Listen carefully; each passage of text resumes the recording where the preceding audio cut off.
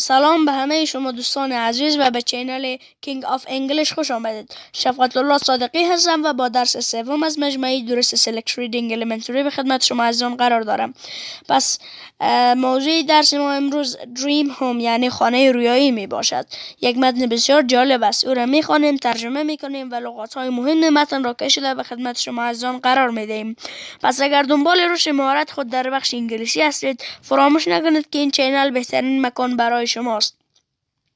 و ناگفته نماند که با لایک و سابسکرایب کردن کمک بزرگ به ما میکنید. و همچنان یک مسئله دیگه است در مورد تمرین های کتاب.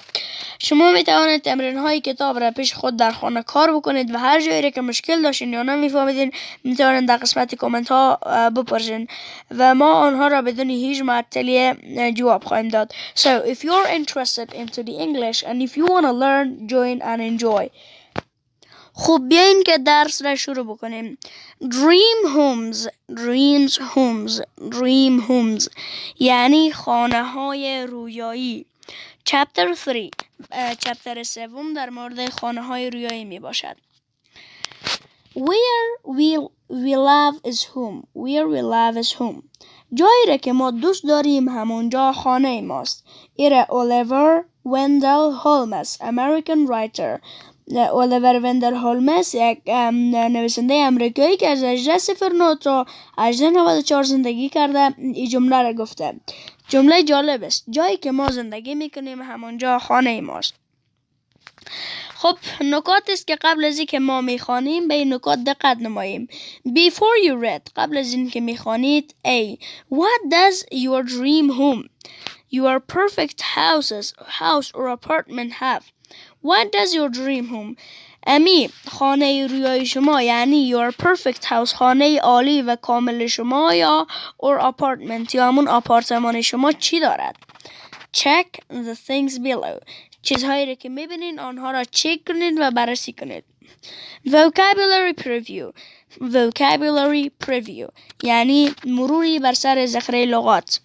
خب هر کدام از این خانه ها را که ما دوست داریم میتوانیم که در قسمتی که مربع گذاشته شده اونجا را تیک نماییم. خانه اول چی داره؟ A view of lake یک منظره از یک دریاچه یا رودخانه را داره. خیلی خوب است. من که همه را تیک میکنم. و دومی lots of room یک خانه که خیلی زیاد اتاق داشته باشه. سومی two stories یک خانه که دارای 2 طبقه باشه. و a garden یک باغچه خانه که باغچه خیلی جالب را داشته باشه. و بعدی a swimming pool خانه که یک حوض یا بازی داشته باشه. و بعدی a gym خانه که یک ورزشگاه داشته باشه. خب بخش B. Scan the article on page 15 to answer the questions below. مقاله را در صفحه 15 بررسی کنید تا به سوالات ذیل جواب بدین. خب سوالات قرار ذیلن. Questions. How many dreams homes are in the article? در مقاله چند تا خانه رویایی وجود داره؟ بریم و ببینیم. Where is each dream home? هر خانه رویایی در کجای دنیاست یعنی در کجا موقعیت داره؟ بریم و ببینیم. How similar do the dream homes look? همه خانه های رویایی با همدیگر چقدر مشابهت دارن؟ او را ببینیم. و بخش C. Which dream home is the most interesting to you? کدام خانه رویایی به شما از همه بهتر دلچسب است؟ Read the article to find out. مقاله را بخوانید که بفهمید. Then و بعداً share answers with your classmates. با همصنفی خود جوابای خود را شریک سازین که تفاوتاش در چیست. خوب reading passage خوانش مقاله یا خواندن متن. Dream homes خانه های رویایی. People have very different ideas for their dream homes. مردم have very different ideas for their dream homes. در مورد خانه های رویاییشان نظریه های مختلف را دارند. They are perfect house or apartment. اما خانه یا آپارتمانی عالیشان. Some people dream of a simple house in a special place. Some people dream of a simple house in a special place.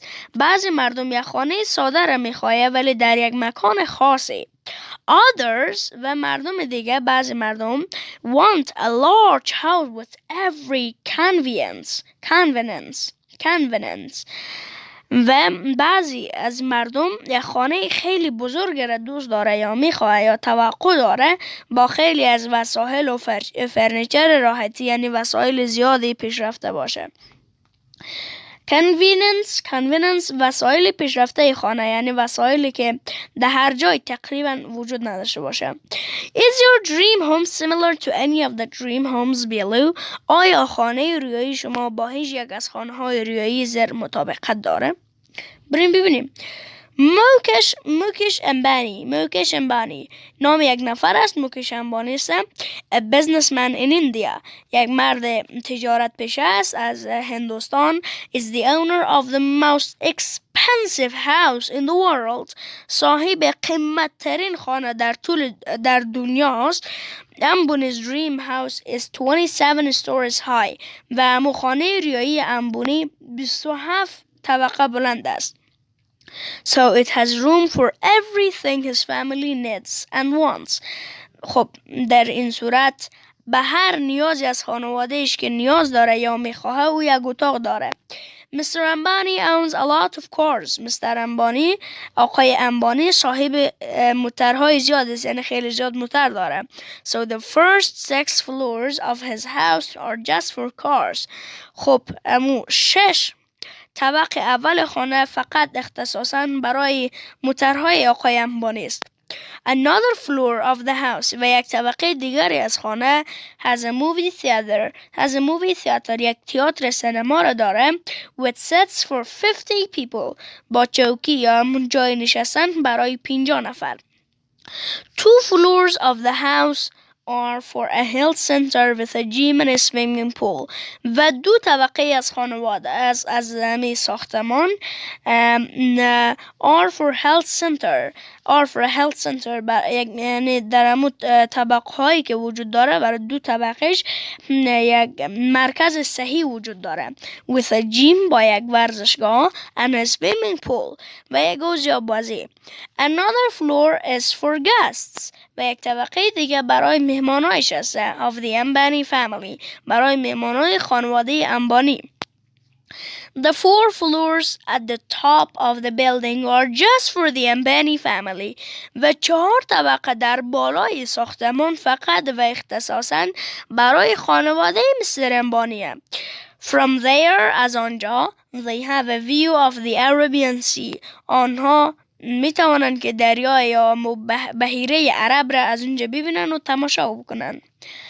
خب این خانه رویایی آقای امبانی بود. هنری دیوید ثریو باز چی رقم یک خانه رویایی داره. An American writer یک نویسنده امریکایی left from 1870 to 1862 از 1817 تا 1862 زندگی میکرد. At the age of 28 در سن 28 سالگی he built his perfect house. اما خانه کامل و عالی و رویایی خود را ساخت. It was a very small house. یک خانه خیلی کوچک بود. Just 10 feet by 50 feet. فقط 10 بر 15 فوت. 3 meters by 4.5 meters. یعنی 3 در 4.5 متر. Inside there در داخل آنجا were just 3 chairs. فقط 3 تا چوکی بود. A bed یک تخت خواب. A table یک میز and a small desk و یک میز خرد یا کوچولو. The location of his house was very important. موقعیت امو خانه برای آقای هنری دیوید خیلی زیاد مهم بود. تو ثریو که تخلصش است. He built his house in the woods. اما خانه خود را در بین جنگل یا در بین چوب ها ساخت. Close to a beautiful lake. نزدیک یک دریاچه خیلی زیبا. خب اینم بود از آقای هنری دیوید. حالا آقای دیکامبی موتامبو را میخوانیم چه ازم. A professional basketball player. یک بسکتبال بازیکن، یک شخصی که میتونست خیلی عالی بسکتبال بازی کنه، یعنی یک پلیر بسکتبال خیلی حرفه‌ای بود. Built a very different type of dream home. Built a very different type of dream home. یک نوع خیلی متفاوت از خانه رویایی را ساخت. Mutombo grew up in the Democratic Republic of the Congo. خب موتامبو در جمهوری دموکرات کنگو بزرگ شد. But he moved to the United States to study. اما برای تحصیل و تعلیم و تربیت به امریکا سفر کرد. He wanted to be a doctor. تصمیم داشت که یک دکتر شود. But instead, اما بجای دکتر شدن, he became a famous basketball player. یک بازیکن بسکتبال مشهور شد. Mutombo's dream home, خانه رویایی موتامبو, is in the Congo, در کنگو است. And it has beds for 115 people. و برای 150 نفر تخت خواب داره. It also has an emergency room. و همچنان یک اتاق اضطراری داره. Many exam rooms. خیلی از اتاقای آزمایشی. And some beautiful gardens. و بعضی باغچه های زیبا. Mutombo didn't build his dream home. موتامبو خانه رویایی خود را نساخت for himself برای خودش. Instead, بجاش he built it for the people in his native country. بجای از او خانه را برای مردم کشور اصلی خود، یعنی کشور بومی خود ساخت. Mutombo's dream home is a hospital. خانه رویایی موتامبو یک شفاخانه است. خب به نظر شما خانه رویایی شما چیست؟ What's your dream home? Write it on comments. خانه رویایی خود را در کامنت ها نوشته کنید. خب بخش بعدی ما لغات های مهم از این متن را کشیدیم و به خدمت شما عزیزان قرار دارد. می توانید که لغات ها را حفظ نمایید. لغات هایی که نمیدانید از آنها جمله بسازید برای تمرین و هر جایی که مشکل داشتین در قسمت کامنت ها از ما بپرسید. خب بریم سراغ لغات ها.